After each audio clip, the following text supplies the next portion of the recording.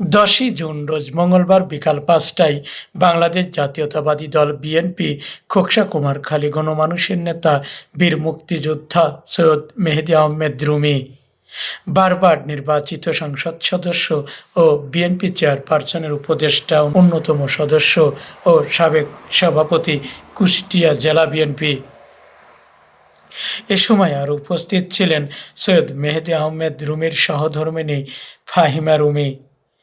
খোকসার সকল বিএনপি নেতাকর্মীদের সঙ্গে ঈদ পরবর্তী শুভেচ্ছা বিনিময় করেন এবং বিএনপি নেতাকর্মীদের উদ্দেশ্যে বলেন,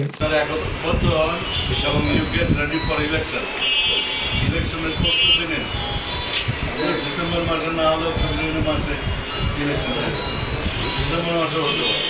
ওটা আপনাদের পিছনে থাকার সময় নেই। You ready for election, go ahead for election. এই কথা বলে আপনাদের সবাইকে আমার পক্ষ থেকে আন্তরিক অভিনন্দন এবং নিয়ে আমি শেষ করছি। আল্লাহ হাফেজ। বাংলাদেশ জিন্দাবাদ, জাতীয়তাবাদী দল জিন্দাবাদ, জাতীয়তাবাদী দলের চেয়ারপারসন বেগম খালেদা জিয়া জিন্দাবাদ, শহীদ জিয়া অমর হোক। জাতীয়তাবাদী দলের ভারপ্রাপ্ত চেয়ারপারসন জনাব তারেক রহমান সাহেব আমাদের আগামী দিনের সৈনিক, আগামী দিনের নেতা, আগামী দিনের প্রধানমন্ত্রী।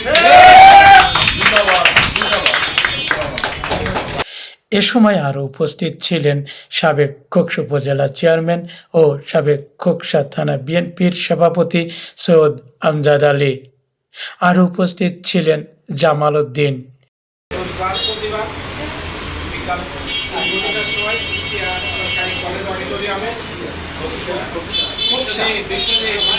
সরকারি কলেজের অডিটোরিয়ামে তারুণ্যের একটা সমাবেশ আমরা ওখানে ডাকছি। আমরা যারা বিএনপি আমরা যারা মেহেদী আহমেদ রুমীর অনুসারী, জনাব সৈয়দ আমজাদ সাহেবের অনুসারী, অধ্যক্ষ